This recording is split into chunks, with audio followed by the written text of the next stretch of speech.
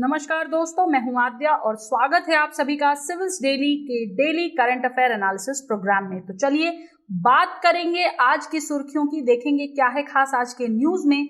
लेकिन उससे पहले कल मैंने पूछे थे आप लोगों से कुछ क्वेश्चंस जिनके आंसर्स हमें हमारे बेस्ट स्टूडेंट से मिले हैं। सबसे पहले जो क्वेश्चन मैंने आपसे पूछा था कि अगर पैलेडियम और नियॉन के बारे में आप कुछ भी जानते हैं तो प्लीज उसे लिखकर बताइए। ये चीज मैंने आपसे क्यों पूछी थी, because I wanted to check कि भाई बैकग्राउंड नॉलेज का आप कितना ध्यान रख रहे हैं या नहीं, क्योंकि जो स्टैटिक पोर्शन के क्वेश्चंस आते हैं हमारे करंट अफेयर्स यूपीएससी में, ठीक है, not exactly from the current affairs but जो स्टैटिक पोर्शन होते हैं वो इन्हीं करंट अफेयर्स की बैकग्राउंड टॉपिक्स में से पूछे जाते हैं, जो अक्सर हम मिस आउट कर देते हैं और जिनकी वजह से हमारा प्रीलिम्स क्लियर नहीं होता है। ठीक है, तो जानवी ने हमें बताया है पैलेडियम और नियॉन के बारे में और उनके साथ साथ शुभांकर ने भी हमें बताया है। वेरी गुड जानवी और शुभांकर, आपके आंसर करने के तरीके से मैं ये कह सकती हूँ कि आप लोग बिल्कुल सही ट्रैक पर हैं और आप करंट के साथ साथ उसके स्टैटिक पोर्शन की भी जानकारी लेकर चल रहे हो। Very good, keep it up guys. उसके बाद मैंने आपसे पूछा था कि क्या आप कुछ मैन पैड्स के नाम बता सकते हैं मुझे, जिसमें जानवी ने बताया है RBS 70 NG, streak, Mistral, film 92 Stinger. Very good Janvi, बिल्कुल सही है आपके आंसर्स। और मेरा तीसरा क्वेश्चन आपसे था कि टाइप्स ऑफ इन्फ्लेशन के बारे में बताइए, जो मैंने आपको ऑलरेडी पढ़ाया है इससे पहले के लेक्चर्स में कि कौन कौन से इन्फ्लेशन होते हैं, demand pull inflation, cost push, ठीक है। तो ये सारी चीजें भी हमें जानवी ने बताई है। वेरी गुड जानवी, आपकी तैयारी बिल्कुल ट्रैक पर है, बस हारिएगा मत, इसी तरीके से जुड़े रहिएगा और प्रैक्टिस करते रहिए और आंसर्स जरूर देते रहिए। ठीक है, जिन स्टूडेंट्स ने आंसर नहीं दिया मैं आपको भी बोलूंगी दोस्तों प्लीज आंसर करो, क्योंकि यही चीज आपको हेल्प करेगी एग्जाम में। यकीन मानिए जब वहां पर क्वेश्चन आएगा और आपको नहीं याद आएगा कि आपने अपनी नोट्स में क्या लिखा है, तो आपको ये जो आपने यहाँ पर आंसर दिया है या जिस टॉपिक पर हमने बात की वो आपको जरूर मदद करेगी। ठीक है, आगे बढ़ते हैं। सोनाली ने हमसे पूछा है कि ma'am why there is no fundamental rights to enemy alliance, please reply. बिल्कुल सोनाली, हम आपके क्वेश्चन का आंसर देंगे। देखिए, फंडामेंटल राइट्स जो हैं वो बेसिक राइट्स हैं जो हमारे देश में जो सिटीजन्स हैं या जो लोग हैं उन्हें दिए गए हैं। ठीक है, बेसिक जीवन के जो अधिकार हैं, ठीक है, जो बेसिक राइट्स एक मनुष्य के पास होने चाहिए। जब हम बात करते हैं ये पहली तो चीज ये कि ये अलायंस नहीं एलियन होगा। ठीक है, तो जब हम बात करते हैं एलियंस की, एलियंस का मतलब वो होता है कि वो लोग जो कि हमारे देश की जिनके पास सिटीजनशिप नहीं है। अब एलियन में भी देखिए दो डाइवर्सिफिकेशन है। ठीक है, एक होते हैं हमारे नॉर्मल फॉरेनर्स, ठीक है, और दूसरा होता है हमारे एनिमी एलियंस। ठीक है, अब देखो फॉरेनर्स में तो वो लोग आ जाएंगे जो कि जिनके साथ की या जिन्हें हम सिर्फ एलियंस भी कहते हैं। तो ये लोग वो हो गए जो अन्य देशों के बाशिंदे हैं, अन्य देशों की सिटीजनशिप है इनके पास और इनके देश के साथ हमारे फ्रेंडली रिलेशन है, अच्छे रिलेशन है। जब हम एनिमी एलियन की बात करते हैं तो एनिमी एलियन में वो लोग आते हैं जिनके साथ हमारा देश युद्ध में हो, ठीक है, या जिनके साथ हमारे देश की नीतियां, हमारे रिलेशंस अच्छे नहीं हो। ओके, तो मुद्दा ये उठता है कि एनिमी एलियंस को क्यों कोई अधिकार नहीं है, बेसिक राइट्स नहीं है। वो इसीलिए है क्योंकि चूंकि वो एनिमी देश से हैं तो हो सकता है वो हमारे देश में हमारे देश के लोगों को नुकसान पहुंचाना चाहते हो, और किसी भी देश के लिए उसकी सॉवरेनिटी, उसकी सुरक्षा सबसे पहले आती है। इसी वजह से हमने कोई भी फंडामेंटल राइट्स एनिमी एलियंस को नहीं दिए हैं, सो दैट कहीं ऐसा ना हो कि वो उसका मिसयूज करके हमारे देश की जनता को या हमारे देश को किसी भी प्रकार का नुकसान या हानि पहुंचाएं। ठीक है, इसीलिए there is no fundamental rights granted to enemy aliens because they can cause a threat to our country, to our citizen, to the Indian citizens who are residing in India and to the other people also. ठीक है, तो in order to avoid that hindrance, in order to avoid that threat, there has been no particular fundamental rights or no legal rights granted to enemy aliens. I hope Sonali clear हो गया होगा। Please comment करके बताइएगा कि जो explanation आपको दी गई है वो क्लियर हुई है या नहीं। अगर फिर भी नहीं क्लियर हुई है तो हम कोशिश करेंगे इस मुद्दे पर और डिस्कस करने की। ठीक है, आगे चलते हैं। किट्टू ने हमसे क्वेश्चन पूछा है कि मैम PDF कहां से डाउनलोड करूं, प्लीज बता दीजिए। बिल्कुल किट्टू, बिल्कुल बताया जाएगा आपको, टेंशन मत लीजिए। ठीक है, मैं आपको एक स्क्रीन दिखाती हूँ। ये देखिए, ये आप लोग के कमेंट्स वाली ही स्क्रीन है। ओके, यहाँ पर सबसे जो पहला कमेंट हमारा जाता है सिविल्स डेली का, पिन किया कर दिया जाता है, और इसके साथ साथ जो डिस्क्रिप्शन होता है हर वीडियो का, वहाँ पर भी होता है। यहाँ पर एक लिंक दिया हुआ है, ये हमारा डिस्कशन ग्रुप का लिंक है। आप इस पर क्लिक करिए और हमें ज्वाइन करिए, ठीक है। यहाँ पर आपको जितने भी पीडीएफ्स हैं या जितने भी आप लेक्चर्स हैं उनके लिंक्स मिल जाएंगे, और अगर आप डायरेक्टली हमसे जुड़कर हमसे कुछ क्वेश्चन करना चाहते हैं तो यहाँ पर आप हमें टैग करके क्वेश्चन भी पूछ सकते हैं, ठीक है। और ये बहुत इजी तरीका है आप तक पहुंचने का। और किसी भी चीज़ पे, जैसे कि अगर आपको आंसर राइटिंग में प्रॉब्लम हो रही है, प्रीलिम्स में प्रॉब्लम हो रही है, करंट अफेयर्स की नोट्स बनाने में प्रॉब्लम हो रही है, तो यहाँ आकर आप हमसे जुड़ सकते हैं, डायरेक्टली बात कर सकते हैं। ओके, आई होप क्लियर हो गया होगा कहाँ से आपको अब जो है ये डाउनलोड करना है। ऑल्सो डिस्क्रिप्शन में भी आपको इसका लिंक जरूर मिल जाएगा, ठीक है। चलिए, इसी पर जो कि आज हमने बात की फॉरेन और एनिमी एलियंस पर, ठीक है, फॉरेनर्स और एनिमी एलियंस पर, तो मैंने आपको आज का एक क्वेश्चन यहाँ पर दिया है। जो चीजें मैंने अभी आपको समझाई है, इसका आंसर जरूर करिएगा दोस्तों, ठीक है। बताइए फटाफट से कमेंट सेक्शन में लिख के कि इसके क्या आंसर होगा इस क्वेश्चन का। ओके, चलिए शुरू करते हैं अब खबरों का सिलसिला। देखते हैं क्या है आज की पहली न्यूज। तो हमारी पहली न्यूज जो है वो हमें मिली है हिंदुस्तान टाइम से। न्यूज क्या है? न्यूज ये है कि इंडिया जो है वो दुनिया के लार्जेस्ट आर्म इंपोर्टर्स में आता है और अकाउंट करता है फॉर 11% ऑफ ग्लोबल इंपोर्ट्स। कितना? 11% of global imports, according to जो इंस्टीट्यूट है जिसने हमें ये रिपोर्ट दी है, उसका नाम है SIPRI, that is Stockholm International Peace Research Institute, ठीक है। तो इनके आधार पर हमें पता चला है कि इंडिया जो है वो 11% ग्लोबल इंपोर्ट्स में इतना योगदान देता है। इंडिया की अगर हम आम इंपोर्ट्स की बात करेंगे, ठीक है, तो इंडिया का ओवरऑल इंपोर्ट जो है वो डिक्रीज हुआ है 21% बिटवीन 2012 टू 16 और 2017 से 21 के बीच। ओके, लेकिन अगर देखा जाए तो इट वाज स्टिल वर्ल्ड के जो सबसे ज्यादा इंपोर्टर हैं मिलिट्री हार्डवेयर के, उनमें आता है। तो एक तरह से अच्छा है कि हमारा इंपोर्ट डिक्रीज हुआ। क्यों? क्योंकि कहीं ना कहीं हम इंडिजीनियस प्रोडक्ट्स बना रहे हैं, इस तरीके से है, राइट। बट दुनिया भर में अभी भी जितने इंपोर्टर्स हैं मिलिट्री हार्डवेयर के, उनमें कहीं ना कहीं हम अव्वल स्थानों में आते हैं, ठीक है। रशिया, फ्रांस और यूएस, ये 3 देश जो हैं ये इंडिया के बिगेस्ट आर्म सप्लायर्स हैं। कौन कौन से? रशिया, फ्रांस और यूएस, इनसे सबसे ज्यादा इंडिया आर्म्स खरीदता है, और ये अकाउंट करते हैं 46%, 27% and 12% of the countries import in the last 5 years. बहुत इंपॉर्टेंट डेटा है, आप इसको अपने मेंस आंसर्स में कोट कर सकते हो, ठीक है।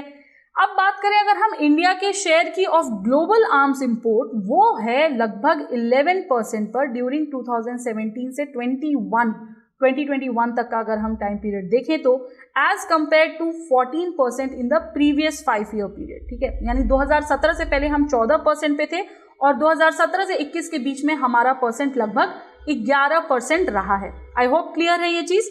चलिए आगे बढ़ते हैं। डिपेंडेंस जो है रशिया पर वो धीरे धीरे कम हो रही है, उसको समझेंगे।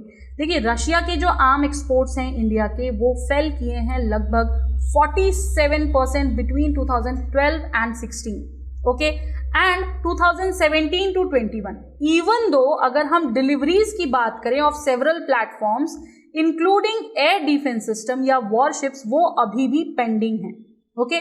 रशिया अगर देखा जाए तो it was the largest supplier of major weapons and systems to India during the 2 comparative 5 year period. यानी जो 2 5 ईयर पीरियड अगर हम लेकर के चले तो उसमें जो है रशिया जो है वो लार्जेस्ट सप्लायर रहा है। बट अब धीरे धीरे जो है डिपेंडेंसी रशिया के ऊपर से कम हो रही है, which is a good thing, right.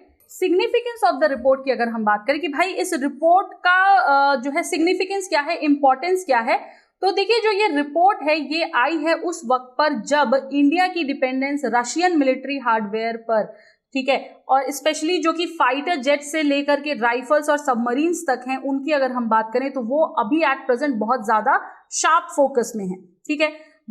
India जो है वो प्रोक्योर कर रहा है यूएस मिलिट्री हार्डवेयर्स को भी बढ़ते हुए नंबर्स में, लगभग 60% अगर हम देखें तो वेपन्स इन्वेंट्री है, ठीक है। जो 3 सर्विसेज हैं, ओके, वो अभी भी रशियन ओरिजिन की हमारी जो है वो उनसे ले रही हैं। यानी कि दो बढ़ते हुए हम यूएस मिलिट्री हार्डवेयर को प्रोक्योर कर रहे हैं, बट स्टिल हमारी जो 3 सर्विसेज हैं वो अभी भी रशियन ओरिजिन के प्रोडक्ट्स को यूज कर रहे हैं, वेपन्स को, इन्वेंट्री को यूज कर रहे हैं। तो ये अभी तक भी अनक्लियर है कि जो नए सैंक्शंस लगाए गए हैं रशिया पर, ये आने वाले टाइम में क्या रोल प्ले करेंगे इंडिया रशिया को देखते हुए, और जो प्रॉब्लम्स हैं आ रही हैं, क्या उनकी वजह से जो है और समस्याएं आर्म फोर्सेस के लिए बढ़ जाएंगी आने वाले लंबे या छोटे समय में। ठीक है, तो ये चीजें इंपॉर्टेंट है कि what roles the sanctions which has been placed on the Russia, what roles they are going to play with respect to India and Russia collaboration, जो कि ये कह सकते हैं इन वेपन्स को लेकर के या आर्म्स को लेकर के चीजें चल रही हैं। ठीक है, जो पॉसिबल इम्पैक्ट है रशिया की अनप्रेसिडेंटेड इकोनॉमी का, ठीक है, क्या चीज, जो पॉसिबल इम्पैक्ट है, जो हो सकता है, ठीक है, रशिया की अनप्रेसिडेंटेड इकोनॉमी आइसोलेशन का, यानी कि जिस तरीके से लोग रशिया पर सैंक्शंस लगा रहे हैं, स्पेशली दी वेस्टर्न अलाइज और यूएस, उसकी वजह से क्या पॉसिबल इम्पैक्ट पड़ सकता है रशिया की इकोनॉमी में, और उसकी वजह से क्या इम्पैक्ट पड़ेगा इंडिया की मिलिट्री पर, उसके लिए भारत को अभी से प्रिपेयर्ड होना जरूरी है। और जो सर्विसेबिलिटी है वेपन्स और इक्विपमेंट की, कहीं ना कहीं वो जरूर थ्रेटेंड होंगी, तो उसके लिए भी भारत को, इंडिया को पहले से अपनी मिलिट्री प्रिपेयर्डनेस को इंटैक्ट रखना होगा। और यही ये रिपोर्ट हमें पहले ही बता दे रही है, तो कहीं ना कहीं हम ऑलरेडी इसके लिए प्रिपेयर्ड रहेंगे ही रहेंगे। ये बहुत बड़ा इंपॉर्टेंस है इस रिपोर्ट का। ठीक है, अब आपसे मेरा एक प्रश्न है कि ये जो रिपोर्ट बेसिकली आई है, ठीक है, जिसमें जो हमें बताया गया है कि भाई इतना इतना % फेल हुआ, इतनी डिपेंडेंसी है हमारी, इतनी यूएस पर है, इतनी रशिया पर है, क्या जो ये रिपोर्ट चीजें हमें बता रही हैं, is it a matter of relief for India? ठीक है, is it a matter of relief for India? ये आपको मुझे बताना है। जरा अपना भी पॉइंट ऑफ व्यू रखना शुरू करिए, क्योंकि प्रीलिम्स के बाद फिर आपको मेंस ही देना है। ठीक है, तो हम इसके लिए धीरे धीरे प्रिपेयर्ड होते जाएंगे। जो भी ये रिपोर्ट कह रही है, क्या ये हमें एक तरह से रिलीफ पहुंचा रही है कि भाई हम ऑलरेडी प्रिपेयर्ड हो जाएंगे, या ऐसा कहें कि ये हमें और ज्यादा सख्ते में डाल रही है कि भाई डरा रही है? ये आपको मुझे बताना है कि what do you think this report is giving you. Okay, चलिए आगे चलते हैं अपनी दूसरी खबर पर। हमारी दूसरी न्यूज जो है वो गर्मी यानी हीट वेव से रिलेटेड है। मुद्दा यह है कि why Mumbai is experiencing heat wave in the very March. ठीक है, मार्च के महीने में हीट वेव कैसे आ रही है, ये मुद्दा है। तो देखिए, जो कोंकण रीजन है, ठीक है, विच इंक्लूड्स मुंबई, वहां पर काफी ज्यादा हीट जो है अनुभव किया जा रहा है अभी पिछले कुछ दिनों में। ठीक है, और जहां पर मैक्सिमम टेम्परेचर जो है वो 40 डिग्रीज मार्क टच कर रहा है in the month of March only, जो कि थोड़ा सा नेचर के विपरीत है, पर्यावरण के विपरीत मैं कहूंगी, अपोजिट है। ठीक है, तो इसलिए ये थोड़ा सा न्यूज हमारे लिए इंपॉर्टेंट हो जाती है। और ज्योग्राफी से क्वेश्चंस इस बार आने की ज्यादा संभावनाएं ऑलरेडी हैं। और ये जो पूरा हीट वेव का मुद्दा, ये सिर्फ ज्योग्राफी का नहीं बल्कि एनवायरमेंट, इकोलॉजी का भी है, जो हर साल काफी ज्यादा मात्रा में अवेलेबल होता है प्रीलिम्स लेवल पर, तो इसको हम ध्यान से देखेंगे। चलिए आइए समझते हैं इस न्यूज को। सबसे पहले तो कि भाई हीट वेव होती क्या है और उसे डिक्लेयर कब किया गया या कब किया जाता है। तो देखिए, हीट वेव जो है भारत में जनरली मार्च से लेकर जून तक के पीरियड में रहती है। IMD जो हमारी है उसका वो जो है इन्हें डिक्लेयर करती है हीट वेव इवेंट को, जबकि मैक्सिमम डे टेम्परेचर जो है वो किसी भी लोकेशन का क्रॉस कर जाता है 40 डिग्री सेल्सियस का मार्क। यानी जब गर्मी 40 डिग्री के तापमान से ऊपर चली जाती है तो IMD उसे हीट वेव जो है डिक्लेयर कर देता है। हिल्स की अगर हम बात करें तो वहां पर जो थ्रेशोल्ड टेम्परेचर है वो 30 डिग्री सेल्सियस का लिया जाता है। अब मुद्दा उठता है कि अच्छा चलो ये तो हो गया हीट वेव क्या थी और कितना टेम्परेचर होता है, क्राइटेरियाज क्या है हीट वेव डिक्लेयर करने के। तो देखिए, हीट वेव को अगर डिक्लेयर करना है तो कुछ क्राइटेरियाज हैं जो कि एटलीस्ट 2 स्टेशंस पर मेट होने चाहिए in a meteorological subdivision for at least 2 consecutive days. यानी ऐसा नहीं है कि अगर सिर्फ एक दिन हो गया तो उसके बल पे हो जाएगा, जी नहीं, 2 दिन कम से कम ये मापदंड जो है मेट होने चाहिए। नंबर 1 ए जो है वो है based on departure from normal. ठीक है, based on departure from normal. यहाँ पर जो हीट वेव है उसको कहा जाता है 4.6 डिग्री से 6.4 डिग्री सेल्सियस का डिपार्चर देखा जाता है। जो नॉर्मल टेम्परेचर है वहां से 4.5 degree Celsius to 6.4 degree Celsius का डिपार्चर होना चाहिए। जो सीवियर हीट वेव है, अगर सीवियर हीट वेव कब घोषित होगी, जबकि जो नॉर्मल टेम्परेचर है उससे डिपार्चर होगा ग्रेटर देन 6.4 डिग्री सेल्सियस, यानी जब हीट वेव वाला जो बेंचमार्क है अगर वो क्रॉस कर देता है तो वहां बन जाता है हमारा डिपार्चर फ्रॉम नॉर्मल के बनते हुए, दैट इज 6.4 डिग्री सेल्सियस तक अगर हो जाएगा तो वो सीवियर हीट वेव में आता है। दूसरी जो कंडीशन है वो है based on actual maximum temperature, कि भाई उस जगह का मैक्सिमम टेम्परेचर का, और ये सिर्फ और सिर्फ प्लेन्स के लिए, ये हिल्स रीजन के लिए नहीं है। तो यहाँ पर हीट वेव तब मानी जाएगी जब एक्चुअल टेम्परेचर 45 डिग्री सेल्सियस या उससे अधिक हो जाए, ठीक है।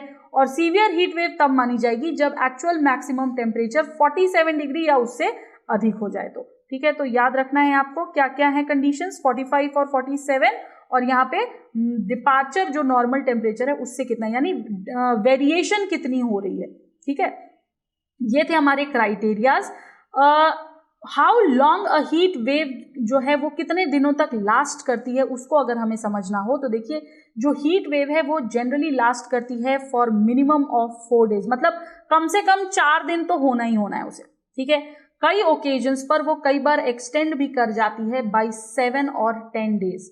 जो longest recorded heat wave spell है अभी तक पास्ट के ईयर्स में, वो देखा गया है बिटवीन 18 to 31 मई 2015 के टाइम पर। इस टाइम पे काफी लंबा हीट वेव पीरियड रहा था। अब मुद्दा उठता है कि आखिर what causes a heat wave, किस वजह से हीट वेव होती है। तो यहाँ पर ये इमेज मुझे बहुत अच्छी लगी, न्यूज 18 से ली है मैंने, ठीक है, गूगल पर अवेलेबल थी। हीट वेव्स जो है ये जनरली क्यों होती हैं, because they are the result of जो ट्रैप्ड एयर होती है ना, ये देखो, ये आप अगर इमेज ध्यान से देखोगे तो जो ये एयर्स की तरफ एरोज बनी है, इनकी वजह से हीट वेव्स होती हैं, ठीक है। तो हीट वेव्स जो हैं वो हाई प्रेशर अलोफ्ट 3000 से 7600 मीटर तक में जो है देखी जाती हैं। स्ट्रेंथ और रिमेन जो है ये किसी पर्टिकुलर रीजन के ऊपर रहती हैं for several days up to several weeks, ठीक है। हाई प्रेशर सिस्टम जो है यहाँ पर वो एयर को डाउनवर्ड ही रखता है, और जो फोर्स है यहाँ पर वो प्रिवेंट करती है कि जो एयर है near the ground from rising, यानी जो एयर है ग्राउंड के पास की वो राइज न कर पाए, ठीक है। और जो सिंकिंग एयर है वो एक्ट करती है लाइक अ कैप, और वो पूरा जो गर्मी है उसको जो है ट्रैप करके रखती है उस एयर वाली जगह पर, ठीक है। तो इस तरीके से हीट वेव कॉज होती है, ओके। तो आपको समझ आ गया होगा हीट वेव क्या होती है और कैसे इसका प्रोसेस होता है, ठीक है। एक महत्वपूर्ण इंपॉर्टेंट आपके लिए जो इंफॉर्मेशन है वो ये है कि फाइंडिंग 50 एकलव्य का जो हमारा टेस्ट होने वाला है वो है 20 मार्च को। तो प्लीज एनरोल कर लीजिए अपने आप को, और इसको जो है आप जरूर दीजिएगा ये टेस्ट। आप यहाँ पर स्कॉलरशिप अवेल कर सकते हैं for the foundation course of 2023, ठीक है। फाउंडेशन कोर्स 2023 के लिए अगर आपकी अच्छी रैंक आती है, हमें तलाश है अपने 50 एकलव्यास की। एकलव्यास जो है वो स्टूडेंट्स की बेस्ट उसमें जो है उपाधि देते हैं हम एकलव्य की, ठीक है। मैंने आपको इसके बारे में बताया है, और अगर आप इस पूरे प्रोग्राम के बारे में और जानना समझना चाहते हैं तो ये लिंक दे दिया है मैंने, आप इसको जाकर वॉच कर सकते हैं। सजल सर ने बहुत अच्छे तरीके से बताया है हमें, और सजल सर की गाइडेंस में अभी तक काफ़ी स्टूडेंट्स जो हैं उन्होंने अपने ड्रीम्स को पूरा किया है। तो मैं उम्मीद करती हूँ कि आप भी अपने ड्रीम यूपीएससी को क्वालिफाई करने में सजल सर की हेल्प से ज़रूर क्लियर कर पाएंगे, ठीक है। तो फटाफट से वीडियो देखिए, एनरोल करिए और अच्छा परफॉर्म करिए और अवेल करिए ये स्कॉलरशिप, ठीक है, जो अभी तक की नेशनल स्कॉलरशिप, सबसे अच्छा नेशनल स्कॉलरशिप प्रोग्राम मैं आपको कह सकती हूँ। आगे चलते हैं दोस्तों अपनी तीसरी न्यूज़ पर। देखिए हमारी जो नेक्स्ट न्यूज़ है वो है about India's draft medical device policy पर, ठीक है, कि क्या है इंडिया की ड्राफ्ट मेडिकल डिवाइस पॉलिसी और क्या है उसकी ज़रूरत, क्यों ज़रूरी है वो, ठीक है। तो देखिए जो गवर्नमेंट है वो प्रपोज कर रही है न्यू ड्राफ्ट नेशनल पॉलिसी की for medical devices 2022, so that India की जो डिपेंडेंस है on the import from other countries, ठीक है, जहां से हम हाई एंड मेडिकल डिवाइसेस लेते हैं, वो कम की जा सके, जो कि बहुत अच्छी चीज़ है। भारत जो है वो अपने प्रोडक्ट्स बना रहा है, आपको पता होगा हर दूसरे दिन कुछ कुछ इनोवेशंस हो रही हैं, ठीक है। तो आत्मनिर्भर भारत ऐसे ही बनेगा। की फीचर्स क्या है पॉलिसी की, तो देखिए सबसे पहले हम ऑब्जेक्टिव की बात करेंगे। जो ऑब्जेक्टिव है यहाँ पर सबसे बड़ा वो ये है कि adopting public private partnership to reduce the cost of health care, यानी कि अगर हम ये चीज़ करेंगे, ये चीज़ लाएंगे, तो जो कॉस्ट ऑफ हेल्थ केयर है वो कहीं ना कहीं कम होगा, एफिशिएंसी बढ़ेगी, एड क्वालिटी इंप्रूवमेंट्स जो हैं वो मेडिकल डिवाइसेस में बढ़ेंगे और मैन्युफैक्चर भी होंगे हमारे अपने देश में, तो हमें किसी और के ऊपर डिपेंडेंट नहीं रहना पड़ेगा। ठीक है, तो ये चीजें हैं, इसको हम और डिटेल में समझेंगे ड्राफ्ट मेडिकल पॉलिसी को। की प्रपोजल्स क्या क्या हैं, तो देखिए सबसे पहला की प्रपोजल है हमारा दैट इट इज इंसेंटिवाइजिंग जो एक्सपोर्ट ऑफ मेडिकल डिवाइसेस है, ठीक है, रिलेटेड टू टेक्नोलॉजी कह लीजिए या थ्रू टैक्स रिबेट्स कह लीजिए या रिफंड्स कह लीजिए, तो ये उसको इंसेंटिवाइज करेगा। दूसरी चीज, जो गवर्नमेंट स्पेंडिंग है in the high risk project, वो जो है कहीं ना कहीं बहुत ज्यादा हो रही है, तो वो भी जो है देखी जाएगी, मैनेज की जाएगी। तीसरी चीज, जो सिंगल वीडियो क्लियरेंस सिस्टम होगा, ये पूरा का पूरा पॉलिसी जो लेकर आएगा वो काफी मदद देगा लोगों को, specially in licensing their medical devices. Pricing environment जो है वो काफी हेल्दी हो जाएगा, क्योंकि कोई प्राइस कंट्रोल नहीं रहेगा on the newly developed innovation in this sector, ठीक है, और स्पेशली जो हमारी ड्यूटीज वगैरह हैं वो भी कम हो जाएंगी, जो हम दूसरे देशों से जब प्रोडक्ट लेते हैं तो वो कितनी ज्यादा कॉस्टली हो जाती हैं, तो अगर खुद के देश में चीजें प्रोड्यूस होंगी तो ऑब्वियसली उनका कॉस्ट प्राइस कम होगा। ठीक है, ऑल्सो की प्रपोजल दिया गया है कि it will allot a dedicated fund for encouraging joint research involving existence. ठीक है, तो एक जॉइंट रिसर्च की जो है बात की जाएगी यहाँ पर, जहां पर एकेडमिक इंस्टीट्यूट्स और स्टार्टअप्स जो है, रेप्यूटेड एकेडमिक इंस्टीट्यूट्स, और उनका रोल प्ले होगा। ये एक और प्रपोजल लाता है हमारे लिए, वो ये है कि it will incorporate a framework for a coherent pricing regulation, ठीक है, जिसकी वजह से अवेलेबिलिटी हो जाएगी क्वालिटी और एफिशिएंट या इफेक्टिव मेडिकल डिवाइसेस की हर व्यक्ति को, जो कि कई बार proper medical devices, proper medical facilities ना होने की वजह से काफ़ी लोगों की जानें गई हैं पास्ट कोविड, वो सिचुएशन ना हो, इसलिए भी ये काफ़ी ज़रूरी है। NPPA यानी कि नेशनल फार्मास्यूटिकल प्राइसिंग अथॉरिटी जो है वो और ज़्यादा स्ट्रेंथेंड हो जाएगी और ज़्यादा मजबूत हो जाएगी, क्योंकि वहाँ पर जो एडिक्वेट मैन पावर है वो सुटेबल एक्सपर्टीज के साथ होगा और वो दे सकेंगे फिर हमें इफेक्टिव प्राइस के साथ रेगुलेशन करने के साथ साथ जो बैलेंसिंग पेशेंट या इंडस्ट्री जो भी चीज़ चाहती है वो, ठीक है, तो जो रिजल्टेंट है वो काफ़ी हेल्दी होगा। और फार्मास्यूटिकल डिपार्टमेंट जो है वो काम करेगा with the industries to implement a uniform code for medical device marketing practices. ठीक है, तो ये जो चीज़ें हैं ये काफ़ी इंपॉर्टेंट है, ये की प्रपोजल्स दिए गए हैं इस पॉलिसी को लेकर के कि भाई अगर हम ये पॉलिसी लाते हैं तो हमें इन एरियाज में फ़ायदा होगा, जो कि बहुत ज़्यादा अच्छी चीज़ है। ठीक है, नीड क्या है इस पॉलिसी की, तो देखिए जो पॉलिसी वैक्यूम की अगर हम बात करें तो इंडिया की मेडिकल डिवाइस सेक्टर जो है वो काफ़ी समय से रेगुलेटेड नहीं है as per the provisions under the Drugs and Cosmetic Act of 1940। ठीक है, वो 1940 एक्ट के तहत ही काम कर रही है और उसमें कुछ भी नए प्रोविजंस नहीं लाए हैं। और अगर एक स्पेसिफिक पॉलिसी आती है मेडिकल डिवाइसेस को लेकर के तो ये कहीं ना कहीं एक लॉन्ग स्टैंडिंग डिमांड क्रिएट करेगी फ्रॉम द इंडस्ट्री। ठीक है, तो सबसे पहला तो यही है कि जो लैग आ रहा है पॉलिसी में वो जो है कहीं ना कहीं क्योर हो जाएगा, जो पहले की 1940 की पॉलिसी है और अब की आज की डेट की जो डिमांड देखें उसको देखते हुए जो लैग आ रहा है वो चीज़ क्लियर हो जाएगा। दूसरी चीज़, मीनिंगफुल एक्सपेंस होगा on the research and R&D जो हमारा डिपार्टमेंट है उस पर। ठीक है, रिसर्च एंड डेवलपमेंट डिपार्टमेंट पर। इस पॉलिसी का एम है to increase India's per capita spend on medical devices. ठीक है, और भारत जो है वो एक ऐसा देश है जिसकी की जो per capita spending on the medical devices वो बहुत कम है, that is only $3 compare to the जो ग्लोबल एवरेज हमारा है वो है लगभग $47। ठीक है, तो ये चीज़ भी बढ़ेगी। तीसरी चीज़, रिड्यूस होगा इंपोर्ट डिपेंडेंस। जैसे कि मैंने बोला आपको, हम बहुत सारी मेडिकल डिवाइसेस के लिए हम दूसरे देशों पर डिपेंडेंट होते हैं, वो डिपेंडेंस कम हो जाएगी और इस पॉलिसी से इंडिया के पास इंपोर्ट करने की कोई ज़रूरत नहीं रह जाएगी और वो अपने प्रोडक्ट्स बना सकेंगे आने वाले टाइम में। और आने वाले अगले 10 सालों में जो है लगभग 80% इंपोर्ट डिपेंडेंस हम कम कर सकेंगे। ठीक है, दूसरी चीज़, ग्लोबल हब हम बन सकते हैं। ऑब्वियसली अगर भारत खुद के प्रोडक्ट्स बनाने लग जाए और खुद को जो है दूसरे देशों पर निर्भर न करना पड़े तो हम, जो कि हमारे देश का एम है to become one of the top 5 global manufacturing hubs for medical devices by 2047, वो दूर नहीं रह जाएगा। ठीक है, and last but not the least, जो डोमेस्टिक मैन्युफैक्चरिंग है हाई एंड प्रोडक्ट्स की, इंडियन प्लेयर्स जो हैं उस स्पेस में हैं और सो फार टिपिकली अगर हम देखें तो वो उनका फोकस है लो कॉस्ट और लो टेक प्रोडक्ट्स पर, जैसे कि कंज्यूमेबल्स हो गए, डिस्पोजेबल्स हो गए, लीडिंग, ये सारी चीज़ जो हैं ये रिजल्ट कर रहे हैं कहीं ना कहीं हायर वैल्यू शेयर पर, जो कि फॉरेन कंपनीज को जा रहा है। तो ये जो है सिर्फ हमारे देश में ही रह जाएगा, which is a very good thing. तो ये ज़रूरत थी, नीड फॉर सच पॉलिसीज़ की, बहुत इंपॉर्टेंट है। क्यों? क्योंकि बहुत प्रोग्रेसिव पॉलिसी है, आत्मनिर्भर भारत को लेकर पॉलिसी है, हमारे देश को के प्रोग्रेसिव स्टैंड की पॉलिसी है, इसलिए काफ़ी इंपॉर्टेंट है। अच्छा, आपसे यहाँ पर मेरा एक और क्वेश्चन है, वो ये कि क्या पहले भी ऐसी कुछ पॉलिसीज़ के लिए अटेम्प्ट किया गया? अगर हाँ, तो कौन सी पॉलिसीज़ ऐसी लेकर के आई गई है पहले, या किस पॉलिसी के लिए ऐसा कुछ अटेम्प्ट किया गया है? फटाफट से कमेंट करके बताइए, अगर नहीं है तो भी बताइए, ठीक है। येस या नो बताइए कि अर्लियर कब कब वैसे तो हुए हैं अटेम्प्ट, तो आपको मुझे यही बताना है। नो तो इसका आंसर होगा ही नहीं। कौन कौन सी पॉलिसी के लिए पहले अटेम्प्ट हुआ है, जरा इसके बारे में कुछ भी बता दीजिए फटाफट से। ओके, आगे चलते हैं। नेक्स्ट न्यूज हमारी है upon related to Supreme Court. देखिए, सुप्रीम कोर्ट ने सील्ड कवर जुरिस्प्रूडेंस पर बात उठाई है। दो सेपरेट बेंचेस हैं सुप्रीम कोर्ट की जिन्होंने बात की है सील्ड कवर जुरिस्प्रूडेंस के ऊपर, जो कि गवर्नमेंट द्वारा प्रैक्टिस किए जाते हैं इन द कोर्ट्स, ठीक है। तो इस पर क्या चर्चा हुई है, ये सारी चीज़ें हम बताएंगे। क्यों मना किया है सुप्रीम कोर्ट ने, क्या स्टैंड लिया है, इसकी सारी बातें अभी हम यहाँ पर करेंगे। तो चलिए इसको डिस्कस करते हैं।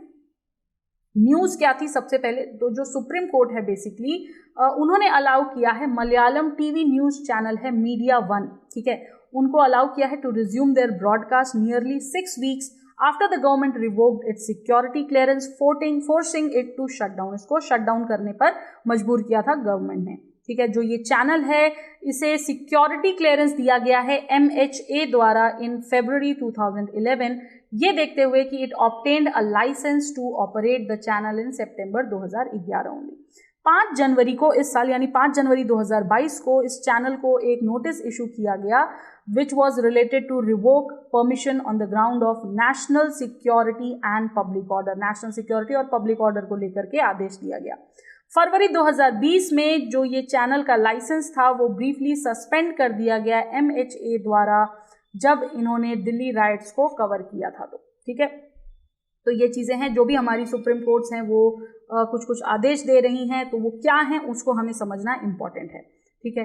अब मुद्दा उठता है कि what did the court observe, आखिर कोर्ट ने ऐसा क्या ऑब्जर्व किया, कोर्ट को ऐसा क्या लगा। तो देखिए, जो कोर्ट है बेसिकली वो काफ़ी क्रिटिकल थे इस मुद्दे पर कि जो गवर्नमेंट है हमारी, या जो एजेंसीज हैं, जो फाइल रिपोर्ट्स हैं, सील्ड एनवलप्स हैं directly in the court without sharing the contents with the opposite party, यानी कि वो सील करके देते हैं without taking the consent of the other party, ठीक है। कंसेंट लेना जरूरी है, इन्फॉर्म करना जरूरी है।